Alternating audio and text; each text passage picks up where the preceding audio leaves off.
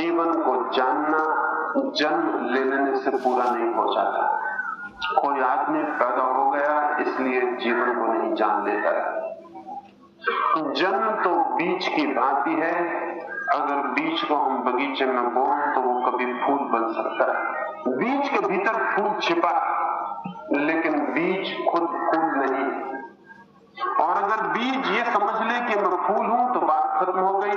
फिर बीज बीज ही रह जाएगा, सड़ेगा, नष्ट हो जाएगा, लेकिन कभी फूल नहीं बन सकेगा। बीज को जानना पड़ेगा कि वो कुछ होने की यात्रा है, कोई संभावना, कोई पॉसिबिलिटी, कोई पोटेंशियलिटी वो अभी है नहीं, हो सकता है। आदमी हो सकता है कुछ, आदमी है नहीं। हम कुछ हो सकते हैं, हम कुछ है नहीं। हम सिर्फ होने की एक संभावना मात्र है। हम एक बीज है जो टूट जाए तो फूल खिल सकते हैं, और अगर न टूटे तो सड़ सकता है, नष्ट हो सकता है, दुर्गंध फैल सकती है। जिस बीज के फूल बन जाने से सुगंध फैलेगी, आकाश में नृत्य होगा रंगों का, वही फूल अगर न बन पाए, बीज ही रह जाए तो सिर्फ दुर्गंध फैलेगी। न कोई नृत्य होगा, न कोई सुगंध होगी, सिर्फ दुर्गंध फैलेगी, सड़ेगा बीज, नष्ट होगा और मरेगा। हम मरते हैं, नष्ट होते हैं, लेकिन न तो हम जीवित हैं और न हम जीवन को उपलब्ध होते हैं। हम उन बीजों की तरह हैं जो पागल हो गए हों और समझते हैं कि हम फूल हो गए। मनुष्य को जानना पड़ेगा कि वो सिर्फ बीज है, एक संभावना है, कुछ हो सकता है, लेकिन हो नहीं गया। ये मैं पहला सूत्र कहना चाहता हूं आपसे। हम हैं कुछ होने के लिए। जैसे कोई तीर किसी प्रत्यंशता पर चढ़ा हो, कोई तीर किसी धनुर्मान पर चढ़ा हो, और धनुष पर चढ़ा हुआ तीर सिर्फ संभावना है। वो जा सकता है वहां जहां अभी गया नहीं। वो पहुंच सकता है उन लक्ष्यों पर जो बहुत दूर है, लेकिन अभी वो धनुष पर चढ़ा है, अभी कहीं गया नहीं। आदमी धनुष पर चढ़ा हुआ तीर चल जाए तो परमात्मा तक पहुंच सकता है, रुक जाए तो धनुष पर ही रह जाता है। हम शरीर पर चढ़ी हुई आत्माएं हैं, चल जाए तो परमात्मा तक पहुंच सकते हैं, रुक जाए तो कब्र के अतिरिक्त और कहीं नहीं पहुंचते, कहीं नहीं पहुंच सकते। लेकिन जन्म को ही हमने सब कुछ समझ लिया। एक आदमी पैदा हो जाता है और मान लेता है कि बस बात पूरी हो गई, अब जीना है। जो जीवन मिला ही नहीं उसे जिएंगे कैसे? सिर्फ जन्म मिला है, जन्म जीवन नहीं है। जन्म केवल मौका है, चाहे तो जीवन मिल सकता है, चाहे तो नहीं भी मिल सकता है।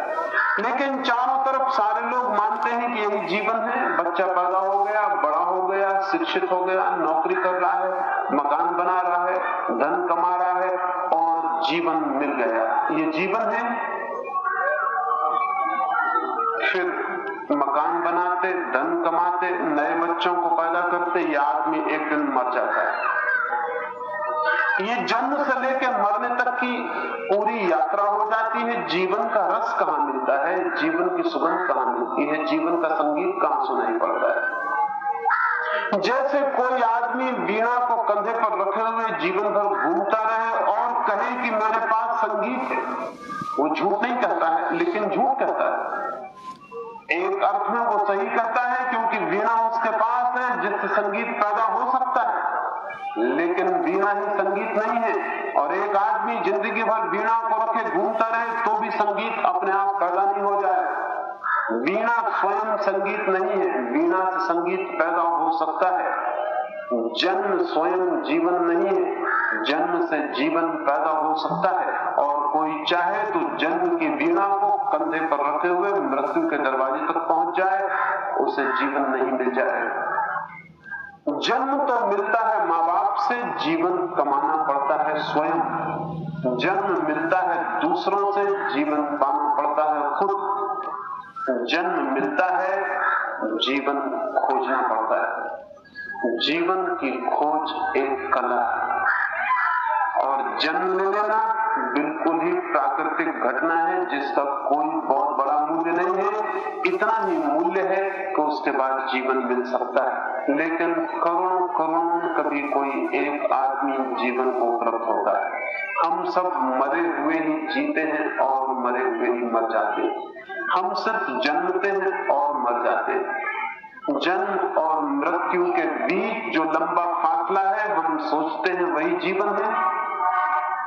धन जरूर हम इकट्ठा करते हैं, ज्ञान भी इकट्ठा करते हैं, पद प्रतिष्ठा भी इकट्ठी करते हैं, और फिर शायद सोचते हैं ये जो इकट्ठा कर लिया यही जीवन है। कितना ही धन इकट्ठा हो जाए, जीवन का धन से क्या संबंध है? और कितने ही शास्त्रों का ज्ञान जान लिया जाए और कितना ही बड़ा कोई पंडित हो जाए, जीवन को जानने से पांडित्य का क्या संबंध? और चाहे कोई सारे जगत को जीत ले, सारे पृथ्वी का सम्राट हो जाए, और चाहे कोई चांद तारों पर जाके झंडे गाड़ दे, लेकिन इस सब से जीवन का क्या संबंध? की हुई चेतना, एक जिज्ञासा से भरा हुआ मन, एक ऐसा व्यक्तित्व जो है वहीं ठहर नहीं गया, बल्कि वो होना चाहता है जो होने के लिए पैदा हुआ है। एक तो ऐसा बीज है जो बीज होकर ही नष्ट हो जाता है, और एक ऐसा बीज है जो फूल के खिलने तक की यात्रा करता है, सूरज का साक्षात्कार करता है और अपनी सुगंध से दिग दिगंत को भर जाता है।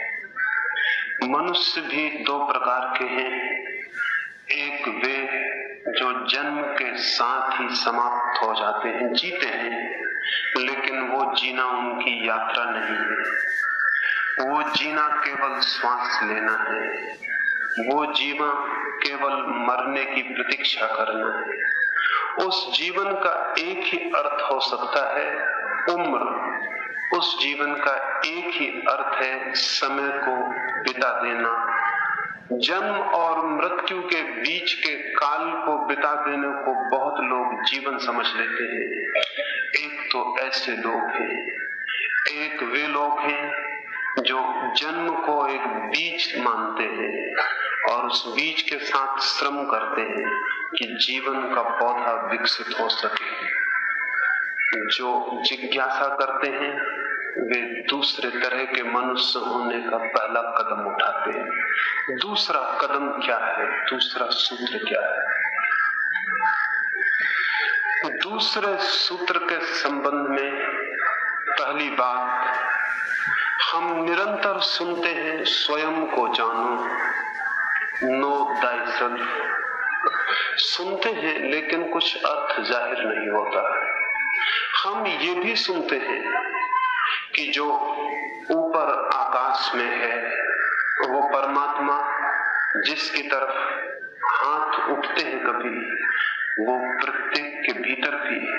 ये भी हम सुनते हैं कि हमारे भीतर वो है, लेकिन हमारे भीतर उसका कोई भी पता हमें नहीं चलता है। हमारे भीतर तो हम ही हैं, उसका तो कोई पता नहीं चलता है। और हम अगर परमात्मा हैं तो हंसी आने जैसी बात है। हम कैसे परमात्मा हैं? पशु तो मिल सकता है हमारे भीतर, परमात्मा का तो कोई पता नहीं चलता है। लेकिन सुनते हैं, सुन लेते हैं, ये भी सुन लेते हैं कि जिसे खोजना है वो बाहर नहीं है।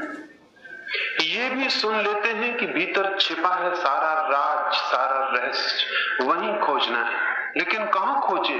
भीतर यानी क्या? कहां जाएं? किससे पूछें भीतर? कहां है द्वार? कहां है रास्ता? कहां है मार्ग?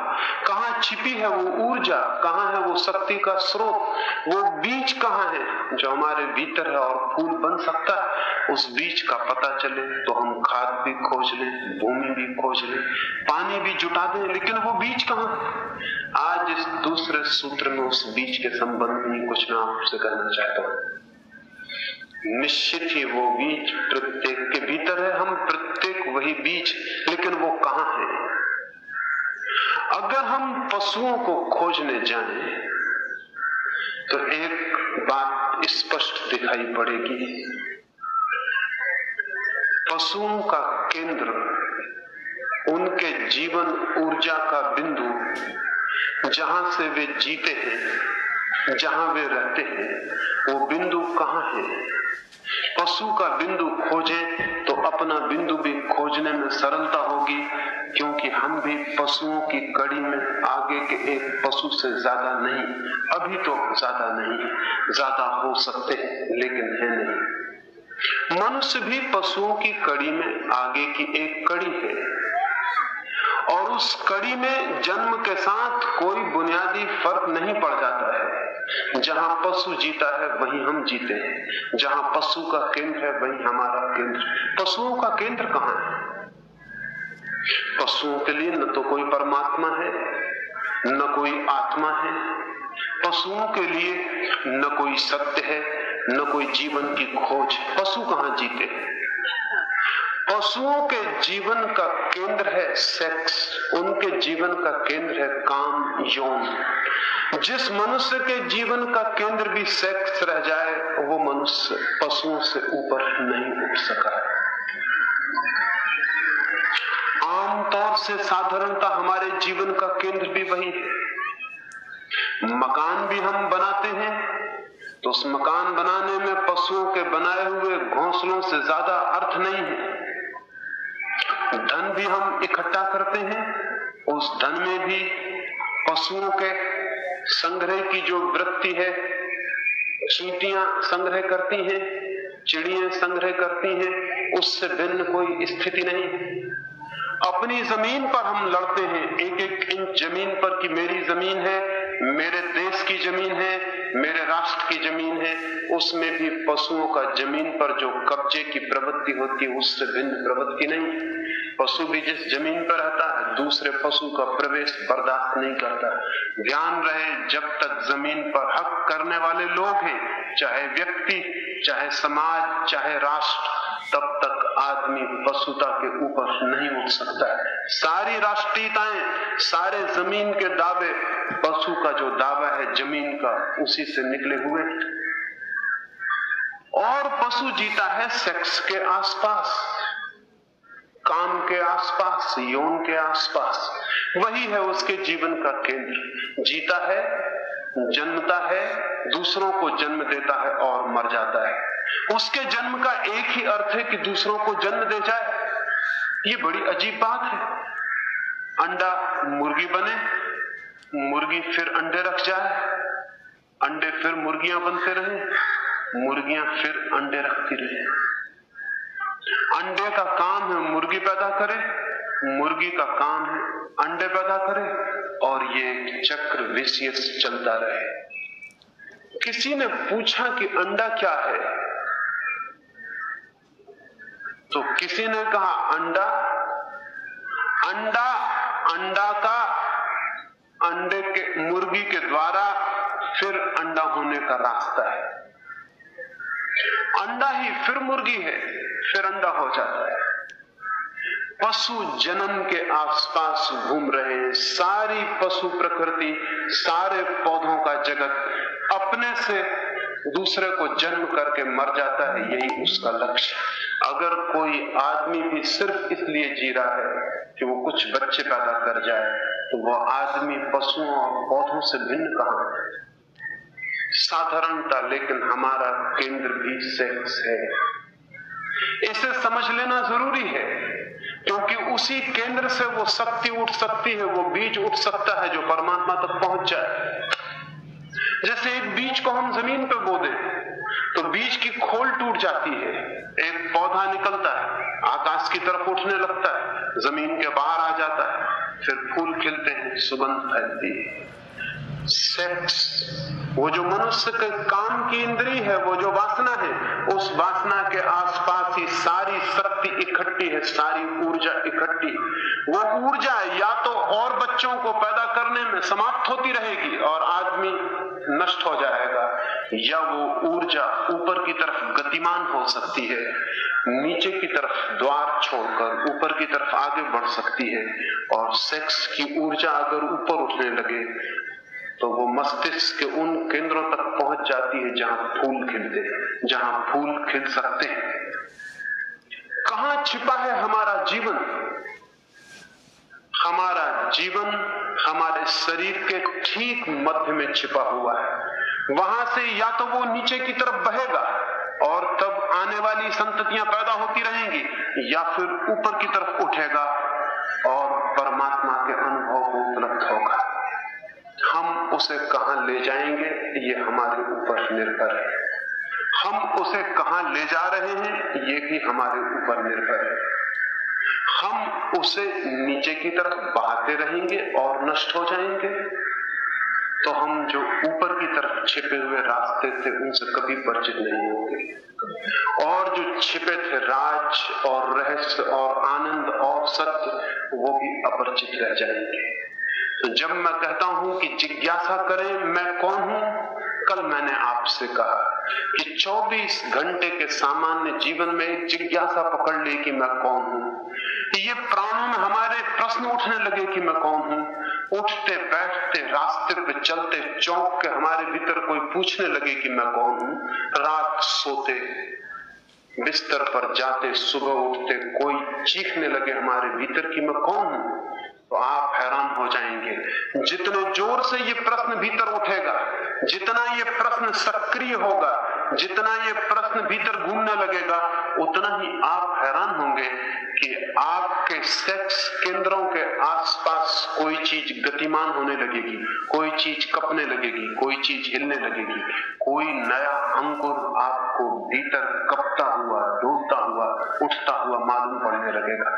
इसलिए अक्सर ये होता है कि जो लोग आध्यात्मिक साधना में उतरते हैं, एकदम से उनकी सेक्स की कामना जोर से बढ़ती हुई मालूम होती। उसके बढ़ने का और कोई कारण नहीं है। जो भी जीवन की जिज्ञासा करेगा, जो भी जीवन की खोज में निकलेगा, सबसे पहले जन्म का जो स्रोत है वहीं उसकी चोट होगी, वहीं से यात्रा शुरू होगी। इसलिए जो भी कोई जिज्ञासा करेगा, साधना में लगेगा, पूछेगा, खोजेगा, उसे अचानक पता चलेगा कि जैसे उसकी काम की वासना तीव्र हो रही है, लेकिन उससे घबराना मत, और जोर से पूछना और खोजना कि किस जगह हमारे शरीर के भीतर कौन सी वो जगह है, उसे पिन पॉइंट करना, कहां है वो केंद्र जहां कंपन हो रहा है।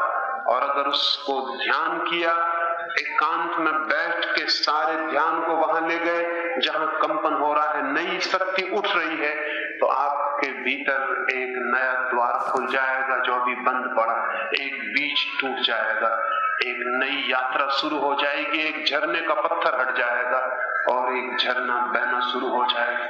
लेकिन हमने कभी पूछा नहीं। अगर कोई व्यक्ति थोड़ी देर एकांत में बैठ के सिर्फ यही पूछे कि मैं कौन हूं, और सिर्फ एक ही बात पूछता चला जाए कि मैं कौन हूं, मैं कौन हूं, तो वो हैरान हो जाएगा। मैं कौन हूं कि सारी चोट काम वासना के केंद्र पर पड़ती। वो जो हूं कि आखिरी चोट है वो काम वासना के केंद्र पर पड़ती है, वहां कोई चीज कपनी शुरू हो जाती है और जगनी शुरू हो जाती है। वहां शक्ति इकट्ठी है, वहां रिजर्वायर है, वहां संग्रहित है सब कुछ। वो नीचे की तरफ भी बह सकता है, वो ऊपर की तरफ भी ले जाया जा सकता है। सिर्फ शास्त्र पढ़ लेने से और मैं आत्मा हूं इस तरह की बातें सीख लेने से कोई कहीं पहुंच नहीं सकता। कुछ करना पड़ेगा। पहली बात है जिज्ञासा। दूसरी बात है जिज्ञासा का केंद्र। कहां हम जिज्ञासा को केंद्रित करें, कहां हम पूछें, किस जगह हम चोट करें, कहां सारा चित्त एकाग्र होकर चोट करे। जैसे कोई आदमी जमीन खोदता हो तो एक ही जगह जमीन खोदे तो थोड़ी देर में पत्थर निकल जाएंगे, मिट्टी निकल जाएगी, कचरा कूड़ा निकल जाएगा और जल स्रोत प्रकट होने शुरू हो जाएंगे। लेकिन कोई दूसरा आदमी एक जगह 2 हाथ जमीन खोदे, दूसरी जगह 4 हाथ जमीन खोदे, तीसरी जगह कुछ और जमीन खोदे, तो खोद तो बहुत लेगा लेकिन कभी कहीं से पानी नहीं निकलेगा। ध्यान रहे जो लोग साधना में जा रहे हैं वो जीवन के कुएं को खोदने के लिए जा रहे हैं। उनके सामने बहुत स्पष्ट होना चाहिए कि उनकी सारी जिज्ञासा, उनकी सारी साधना, उनका सारा ध्यान, उनके सारे जीवन के जो बोध है, जो अवेयरनेस, वो किसी एक जगह पर निरंतर चोट करती रहे, निरंतर चोट करती रहे, ताकि वहां के पर्दे टूट जाएं, वहां की मिट्टी कट जाए, वहां की चट्टान कट जाएं और जीवन के जो स्रोत है वो प्रकट होने शुरू हो जाए।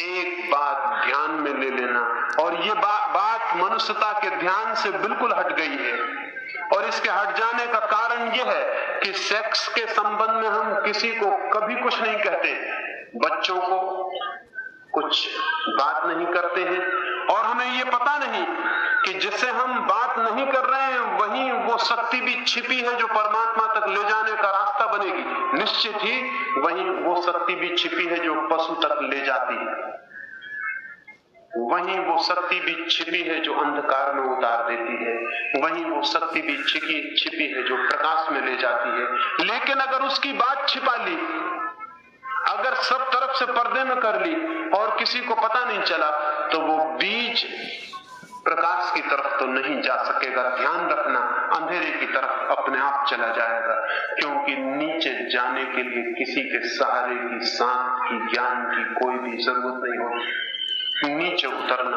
अपने से हो जाता है। नीचे उतरना इंस्टिंक्टिव है, नीचे उतरना प्राकृतिक है।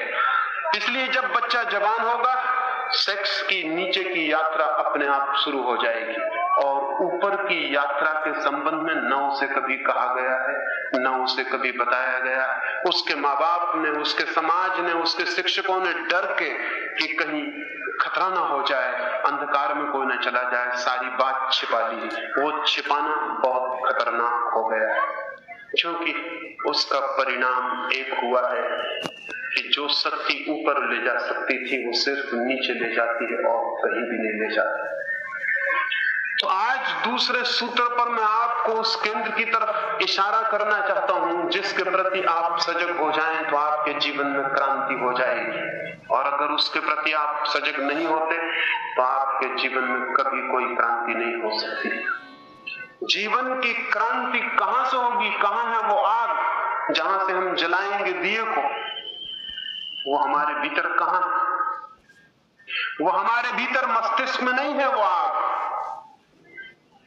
वो हमारे हृदय में भी नहीं है।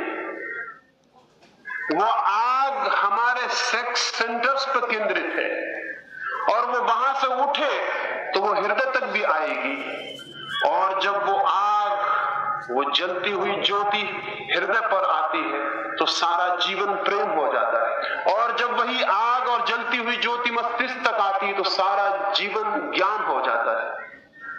लेकिन वही है आग, और वो अभी सेक्स सेंटर्स पर केंद्रित है, वो वहीं रुकी हुई है, वो वहीं से छेद है, वो वहीं से बहती जा रही है। वहीं जैसे किसी घड़े में छेद हो, उसका सारा पानी गिरता जाता हो, और वहां से ऊपर उठाने का तो कोई सवाल नहीं। अगर सेक्स की ऊर्जा नीचे की तरफ बहती रहे तो हम सिर्फ पशु की तरह व्यवहार करते हैं, हम मनुष्य कभी नहीं हो पाते। हम कितना ही ढांक लें, अपने को छिपा लें, लेकिन हमारे भीतर पशु ही बैठा होता है। हमारी सारी शिष्टता, हमारी सारी सभ्यता, हमारी सारी संस्कृति हमें सुसंस्कृत पशु बना देती है, और कुछ भी नहीं। लेकिन हमारे भीतर वही बैठा होता है। जाएं, हमारी फिल्म देख लें, हमारी साहित्य की किताब पढ़ लें, हमारी कविता पढ़ें, हमारा संगीत सुने, हमारा नृत्य देखें, और सबके पीछे घूम फिर के सेक्स खड़ा हुआ दिखाई पड़ेगा।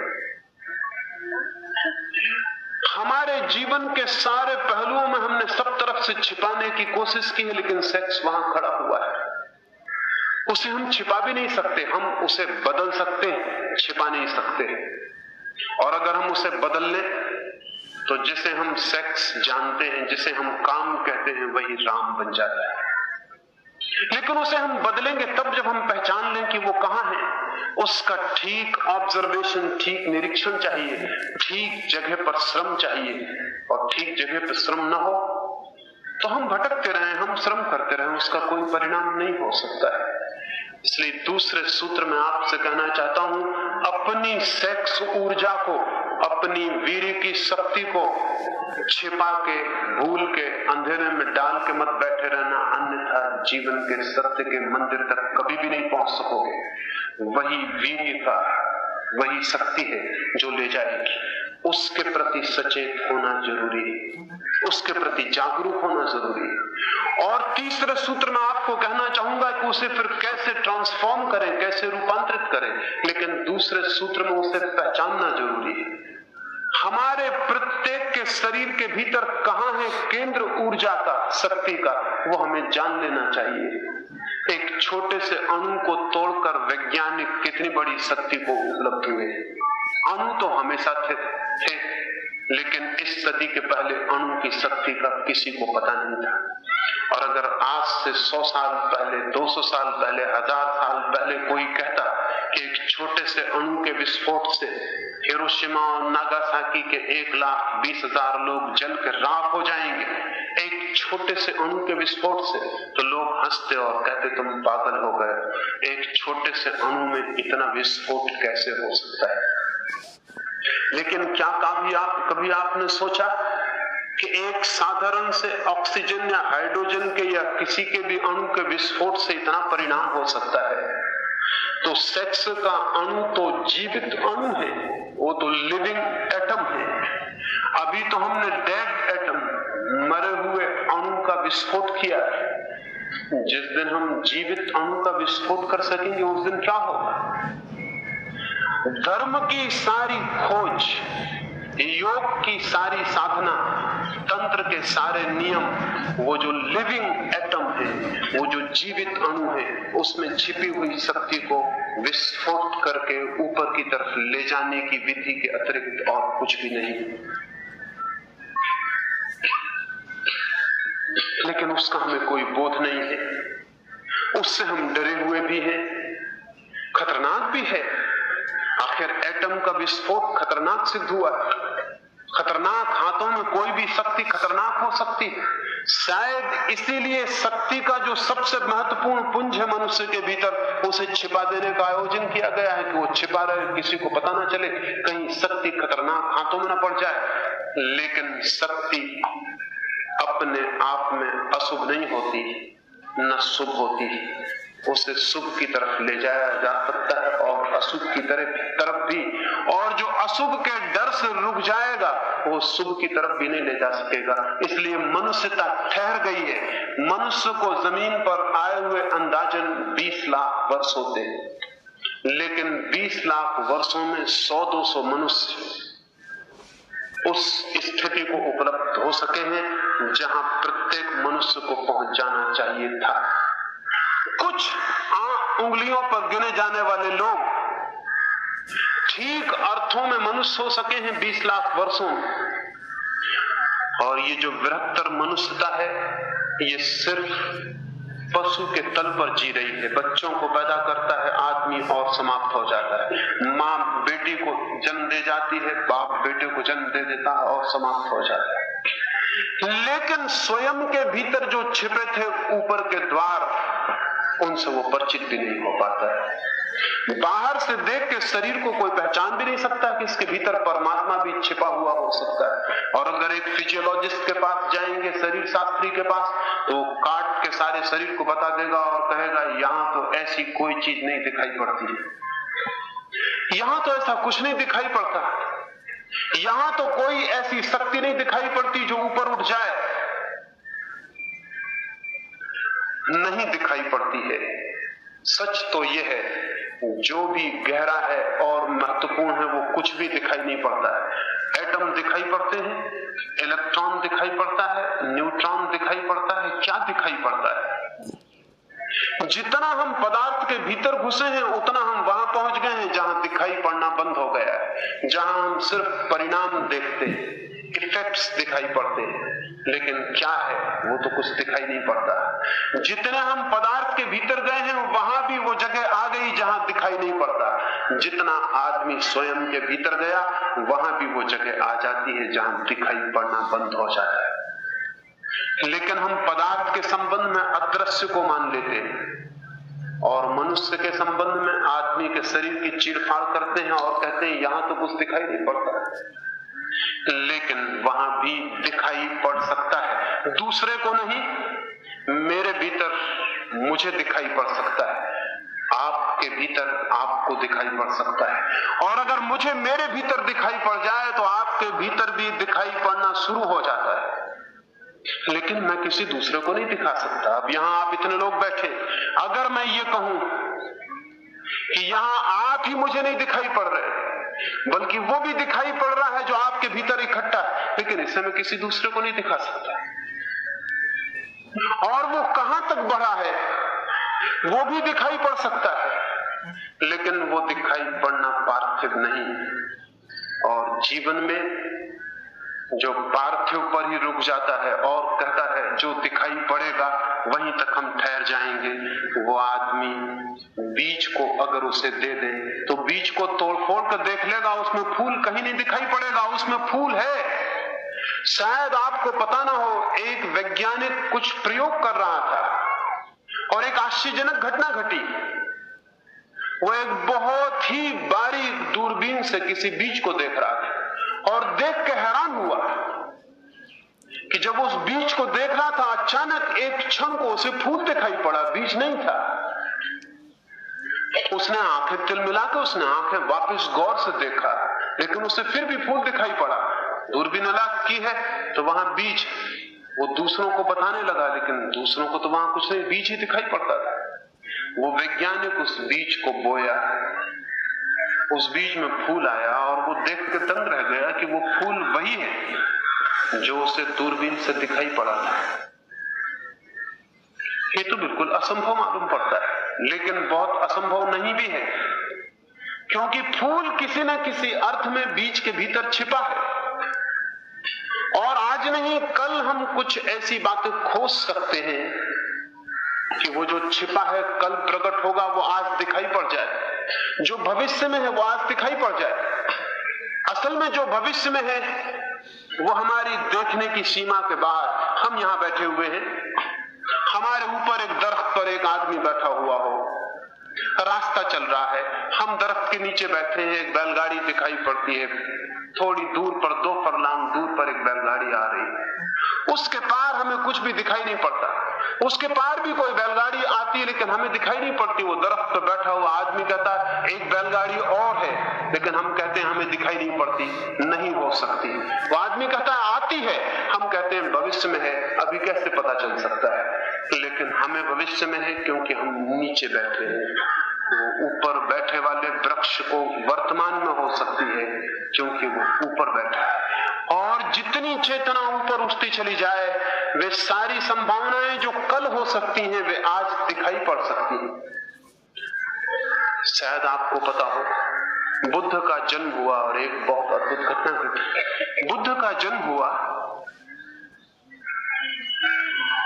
और हिमालय से एक सन्यासी उतरा, और जब वो अपने आश्रम से उतरने लगा तो उसके मित्रों ने कहा कहां जाते हो?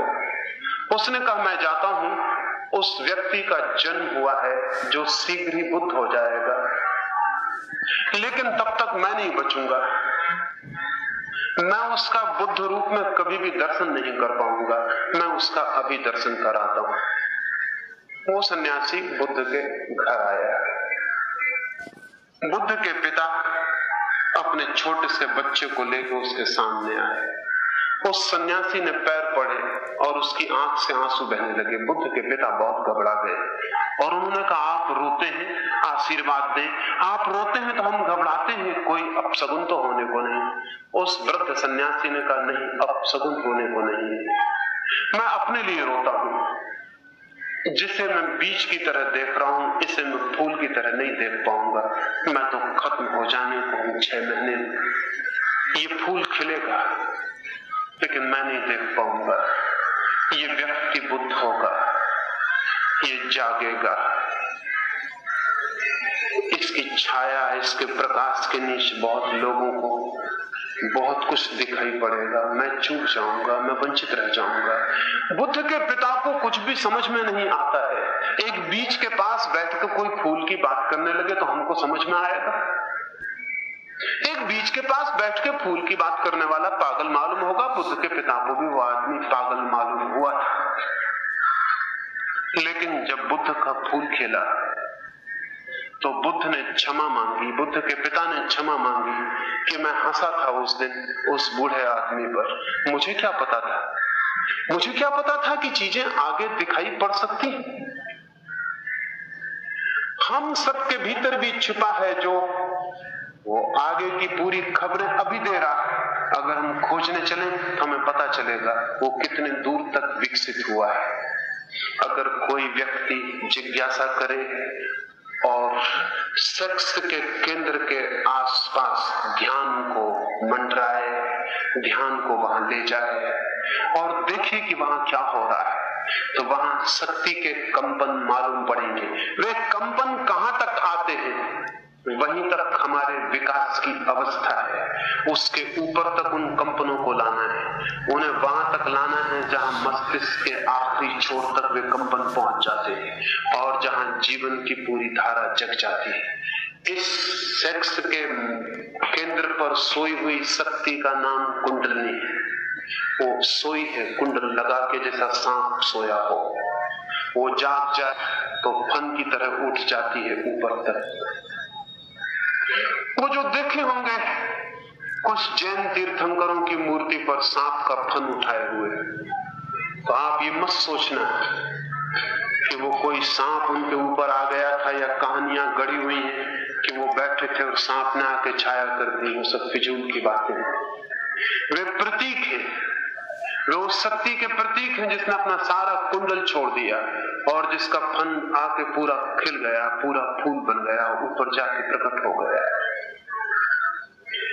वो कुंडल मारे हुए शक्ति प्रत्येक के भीतर छिपी हुई है। उसी शक्ति का नाम जीवन शक्ति है और हम सबके भीतर वो काम के केंद्र के पास ही सोई पड़ी है, उसके ऊपर नहीं उठ पाती। और चाहे हम ग्रस्त हो जाएं और चाहे हम भाग के सन्यासी हो जाएं, अगर हमारा चित्त काम के आसपास ही घूमता रहता है, चाहे पक्ष में चाहे विपक्ष में, तो हमारा केंद्र वही बना रहेगा, उसके ऊपर हम नहीं उठ सकते। उसे ऊपर उठाना एक वैज्ञानिक प्रक्रिया है। उस वैज्ञानिक प्रक्रिया में पहली बात है पहचानना, रिकॉग्निशन कहां है। ये मैं आपके ऊपर हाथ रख के कह सकता हूं कि यहां है, लेकिन मेरे हाथ रख के कहने का कोई बहुत प्रयोजन नहीं। ये आपको ही अपने भीतर शांत कभी घड़ी आधा घड़ी 24 घंटे में खोज के बैठ जाना पड़ेगा कि खोजें कि मेरी जीवन की ऊर्जा कहां है, कहां है मेरे जीवन की ऊर्जा। आप हैरान होंगे, आज से 300 वर्ष पहले तक ये पता नहीं था कि शरीर में खून चक्कर लगाता है। यही पता था कि खून भरा हुआ है। 300 साल पहले तक 20 लाख साल से आदमी जमीन पर है, उसे ये पता नहीं था कि खून चक्कर लगाता है। उस तरफ ध्यान नहीं दिया था, कैसे पता चलता है। हम समझते थे खून भरा हुआ है, कहीं से काटो खून निकल आता है, जैसे किसी बर्तन में पानी भरा हो ऐसा खून भरा हुआ है। ये तो अभी 300 वर्षों में पता चला कि खून चक्कर लगाता है। कुछ थोड़े से लोगों को पता चला है कि सेक्स की ऊर्जा ऊपर की तरफ भी उठती है। अधिक लोगों को यही पता है कि वो नीचे की तरफ ही जाती है। जिनको ये पता है वो नीचे की तरफ ही जाती है, वो एक बात ध्यान में ले लें, जो चीज भी नीचे जा सकती है वो चीज ऊपर भी जा सकती है। जो चीज भी नीचे ले जा सकती है वो ऊपर भी ले जा सकती है, और जितने दूर तक नीचे ले जा सकती है उतने ही दूर तक ऊपर ले जा सकती है। कभी किसी वृक्ष के पास जाए, ऊपर वृक्ष दिखाई पड़ता है, जितना वृक्ष ऊपर दिखाई पड़ता है ध्यान रहे जड़ें उतनी ही नीचे गई होंगी, और जितनी जिस वृक्ष की जड़ें गहरी जाती हैं उस वृक्ष का तना उतना ही ऊपर उठ जाता है। जिस वृक्ष को स्वर्ग छूना हो उस वृक्ष को नीचे पाताल तक जड़ें भेजना पड़ेंगी, उसके बिना कोई वृक्ष स्वर्ग नहीं छू सकता। लेकिन कोई आदमी कहे कि हम एक ऐसे वृक्ष को जानते हैं जिसमें ऊपर तो कुछ भी नहीं जाता, जड़ें बस नीचे ही नीचे जाती, हम कहेंगे वो आदमी पागल है, और या फिर उसे ऊपर के वृक्ष का कोई पता नहीं।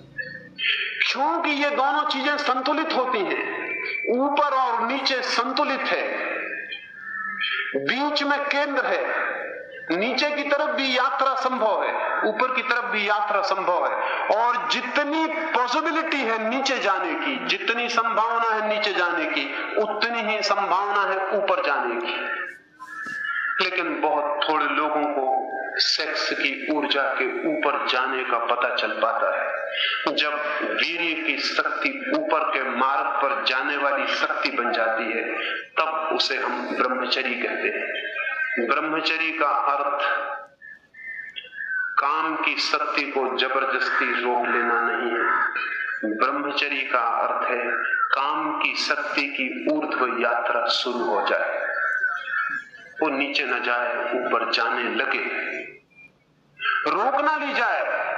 क्योंकि रोकी हुई ऊर्जा अगर ऊपर भी ना जाए और नीचे भी ना जाए तो मनुष्य को सिर्फ विक्षिप्त कर सकती, पागल कर सकती और कुछ भी नहीं कर सकती।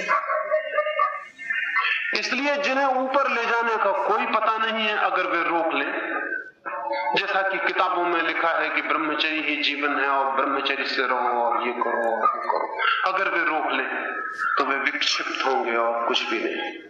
क्योंकि जो शक्ति ना ऊपर जा सके ना नीचे जा सके, बीच में ठहर जाए तो विस्फोट, तो वो शक्ति पागल कर देगी। आज जमीन पर जितने लोग पागल हैं वो किसी न किसी अर्थों में सेक्स की शक्ति के गलत रास्तों पर भटक जाने, विस्फोट हो जाने, विकृत हो जाने, विरूप हो जाने के कारण। तो तीन संभावनाएं हैं, या तो नीचे की तरफ जाएं जहां पशु की यात्रा चल रही है, या फिर विकृत और विक्षिप्त हो जाएं जैसा कि सभ्य आदमी के साथ होता चला जा रहा है, और या फिर ऊपर की तरफ उठे। लेकिन ऊपर की तरफ जाने के लिए पहले शक्ति को ठीक से पहचान लेना जरूरी है कि वो कहां है, और जिस शक्ति को बदलना हो उसे ठीक से समझे बिना कोई नहीं बदल सकता, उसे ठीक से पहचाने बिना कोई छू भी नहीं सकता।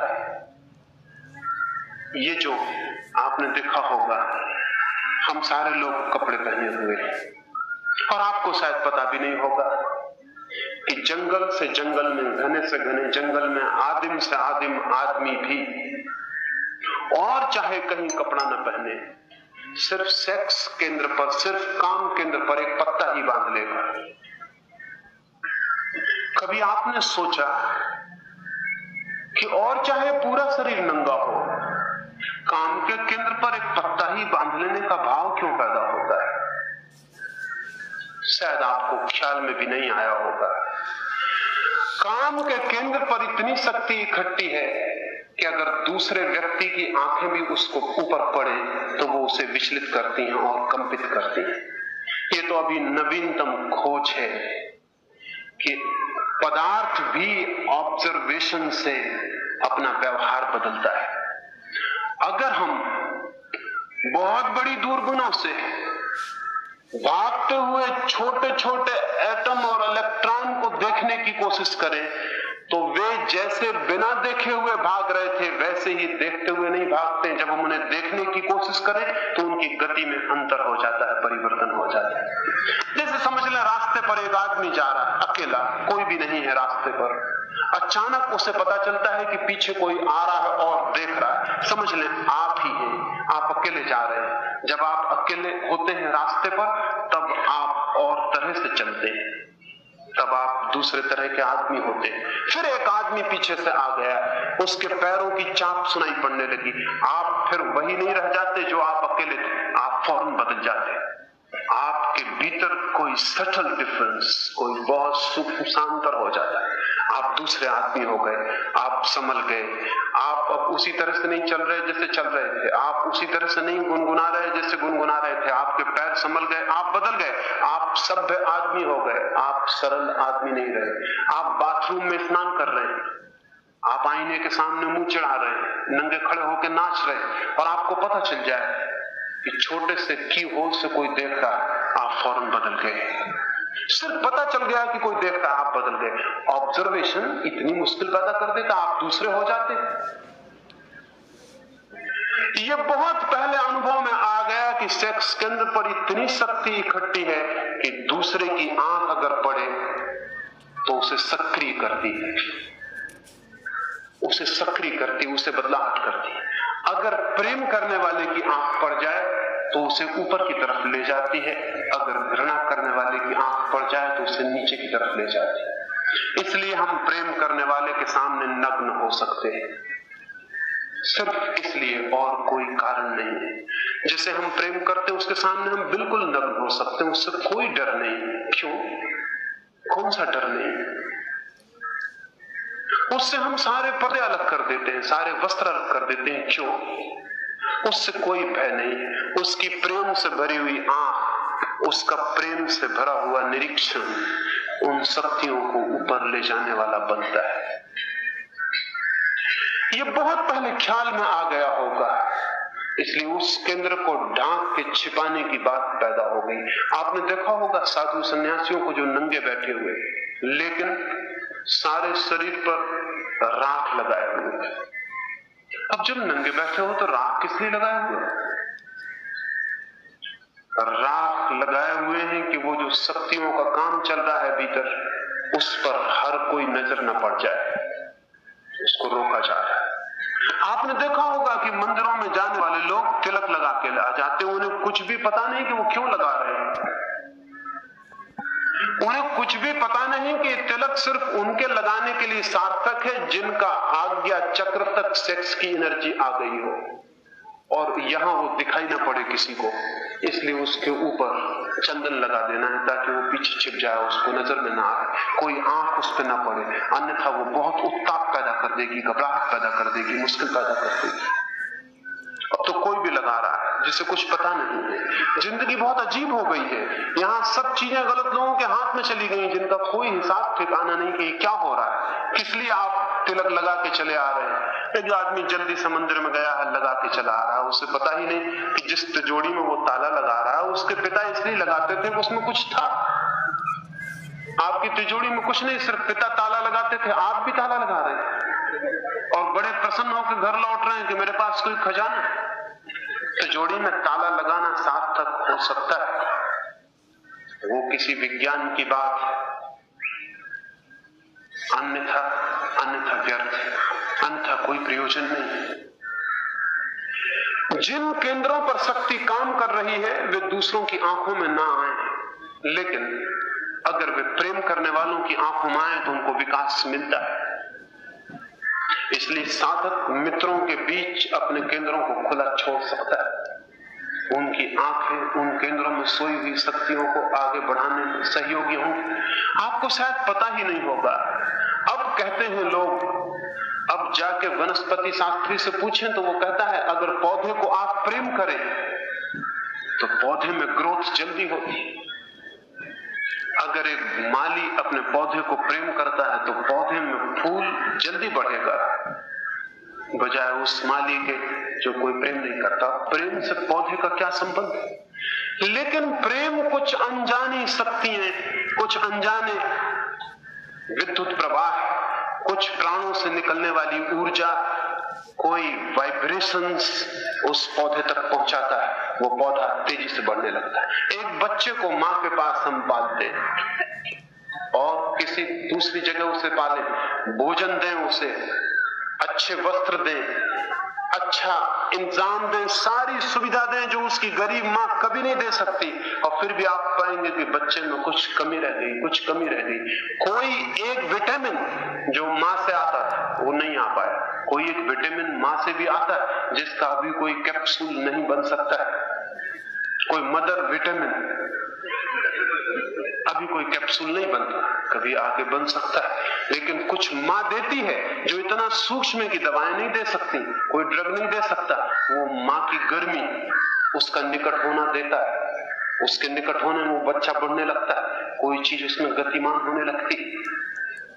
छोटे छोटे मित्रों के ग्रुप एक दूसरे के केंद्र को सजग कर सकते हैं। अगर 50 लोग एक साथ बैठ के ध्यान करें केंद्र पर, तो उन 50 लोगों के आसपास जो वाइब्रेशंस, जो विद्युत वातावरण पैदा होता है, वो प्रत्येक के भीतर तीव्र गति पैदा कर देगा। और अगर ये भीतर सोई हुई कुंडल की शक्ति थोड़ी थोड़ी पहचान में आने लगे कि कहां है, तो जैसे ही आपको पहचान में आएगी कहां है, आपके जीवन की पूरी धारा बदल जाएगी, क्योंकि आपको पहली दफे पता चलेगा खजाना तो यहां है। और मैं कहां खोज रहा हूं। और आपको पहली दफा पता चलेगा शक्ति तो यहां है, मैं कहां खोज रहा हूं। और आपको पहली दफा पता चलेगा आनंद तो यहां है, मैं कहां खोज रहा हूं। और तब जीवन जैसे एक कन्वर्शन का मतलब ये नहीं होता कोई हिंदू मुसलमान हो जाए, ये तो बेवकूफी। इससे क्या मतलब है कि कोई मुसलमान हिंदू हो जाए, कि कोई ईसाई जैन हो जाए, कि कोई जैन ईसाई हो जाए, ये क्या मतलब है? इससे कोई मतलब नहीं है। कन्वर्शन का मतलब है कोई आदमी बाहर से भीतर हो जाए, वो चाहे हिंदू हो, चाहे मुसलमान हो, चाहे ईसाई हो, चाहे कोई भी हो, चाहे कोई भी ना हो, कोई आदमी बाहर से भीतर हो जाए, उसके पूरे आकर्षण का केंद्र बाहर से हट जाए और भीतर पहुंच जाए, वो आदमी कन्वर्ट हो गया, वो कन्वर्शन हो गया, वो आदमी लौट गया, वो वापस लौट गया, वो वहां पहुंच गया जहां पहुंचने की यात्रा सार्थक है, जरूरी है, सार्थक। जिज्ञासा करें कि मैं कौन हूं और अपनी काम केंद्र के आसपास आंख बंद करके खोज करें कि सेंसेशन शक्ति का कहां स्पंदन हो रहा है, किस जगह मालूम पड़ रहा है कि शक्ति है। वो स्पष्ट मालूम होने लगेगी। जैसे कोई मौन होकर बैठ जाए तो हृदय की धड़कन मालूम होती। आप दिन भर काम में लगे रहें, हृदय की धड़कन मालूम नहीं होती। आप मौन हो जाएं, आपको हृदय की धड़कन मालूम होगी। अगर आप और मौन होकर बैठेंगे और ध्यान वहीं ले जाएंगे तो आपको बराबर एक नए तरह का स्पंदन, एक नए वाइब्रेशन से परिचय होगा जिसका आपको कोई पता नहीं।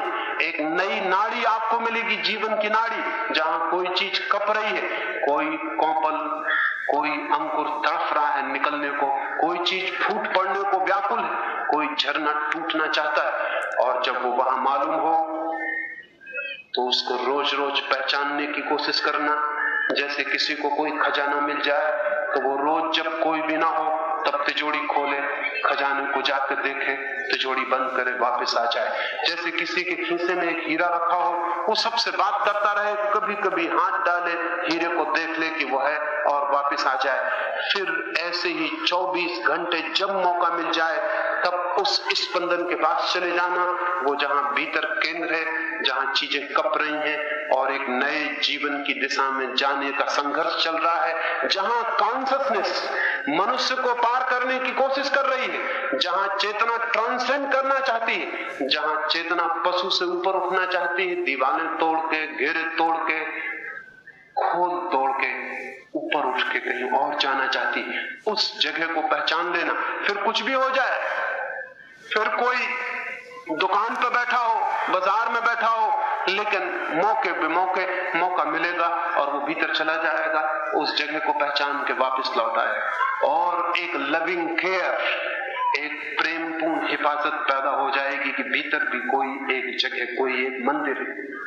और जिस तरह से ये हिफाजत बढ़ेगी, ये ध्यान बढ़ेगा, ये सावधानी बढ़ेगी, वैसे वैसे बहुत स्पष्ट ज्योति, बहुत स्पष्ट जागती हुई शक्ति का प्रवाह और लहर अनुभव होने लगेगी।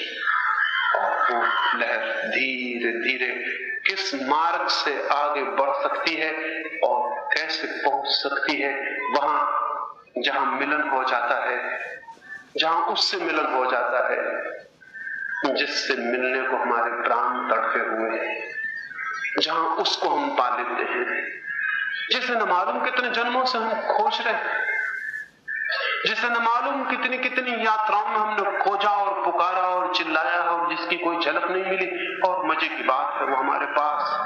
रास्ते पे चले जाना, पूछते कि आनंद कहाँ है। लोग कहेंगे जो धन के रास्ते पर गए हैं वो कहेंगे हमें तो नहीं मिला, लेकिन दूसरे रास्ते पे चले जाओ, यश के रास्ते पर, शायद वहां मिल जाए। यश के रास्ते पर जाएंगे, वहां लोग मिलेंगे, वो कहेंगे यहां तो हमें नहीं मिला। ज्ञान के रास्ते पे चले जाओ, शायद वहां मिल जाए। और ऐसे हजार हजार रास्ते हैं और आदमी भटकता रहता है और हर जिंदगी के बाद फिर भूल जाता है कि भटकन बहुत हो चुकी, फिर नई भटकन शुरू हो जाती और बार बार वही भूल है, बार बार वही भूल है, बार बार वही भूल है। और धीरे धीरे हम ये भूल ही जाते हैं कि हम जिसे खोज रहे हैं कहीं ऐसा तो नहीं है कि वो इसीलिए न मिलता हो कि हम उसी पे सवार, कहीं ऐसा तो नहीं है कि हम वही हैं। और मैं आपसे कहता हूं कि हम वही हैं जिसकी खोज, हम जिसे मांग रहे हैं वही है, हम जिसे पुकार रहे हैं वही है। इसलिए हम पुकारते रहें, खोजते रहें, दौड़ते रहें, हम उसे कभी नहीं पा सकेंगे। कितनी ही पुकार व्यर्थ जाएगी, कितनी ही दौड़ व्यर्थ जाएगी। उसे तो अगर पाना है तो पहले इसे ही खोज लेना होगा, जो मैं हूं। और इस जो मैं हूं की पहली खोज का बिंदु जहां हम अभी हैं, अभी हम परमात्मा पर नहीं है, अभी हम राम पर नहीं है, अभी हम काम पर हैं, अभी हम सेक्स पर हैं, वहीं से चलना पड़ेगा, वहीं से खोज करनी पड़ेगी। तो आज ये दूसरा सूत्र आपको देता हूं, अपने भीतर वो स्पंदित बिंदु खोजे जहां सब केंद्र है। 24 घंटे उसका स्मरण करें, कहां है। और एक दफा दिखाई पड़ने लगेगा, फिर स्मरण भी नहीं करना पड़ेगा। फिर जैसे एक स्त्री आती है गांव से पानी भर के कुएं की तरफ से, वो अपनी सहेलियों से बात कर रही है, वो घड़े की तरफ ख्याल भी नहीं करती, हाथ भी नहीं लगाती, वो घड़ा संभला रहता है। कहीं भीतर कोई चेतना संभाले हुए वो घड़े को हाथ भी नहीं लगाए हुए, वो दूसरों से बात भी कर रही है, वो जोर से गपशप करती हुई जा रही। आप सोचेंगे इसने घड़े को बिल्कुल छोड़ दिया, उसने जरा भी नहीं छोड़ा, पूरी कॉन्शियसनेस, पूरा ध्यान घड़े को पकड़े हुए। वैसे फिर आदमी सब करता रहता है और भीतर पूरा ध्यान उस बिंदु को पकड़े रहता है। और उस बिंदु को जैसे ही कोई ध्यान पूर्वक पकड़ता है, क्रांति शुरू हो जाती है। जैसे ही उस बिंदु को कोई ध्यान पूर्वक पकड़ता है, उसकी ऊपर की यात्रा शुरू हो जाती है। और जैसे ही कोई उस बिंदु की तरफ पीठ करता है, उसकी नीचे की तरफ यात्रा शुरू हो जाती है। सेक्स की नीचे की तरफ यात्रा होती है अंधकार में, अज्ञान में, अनअवेयर, मूर्छित। और सेक्स की ऊपर की तरफ यात्रा होती है होश में, जागृति में, अवेयरनेस में। बस ये एक बात, उस बिंदु की तरफ होश है या बेहोशी है। अगर बेहोशी है तो आप नीचे ही नीचे भटकते चले जाएंगे, और अगर होश है तो ऊपर के पहले द्वार पर आप खड़े हो जाते हैं।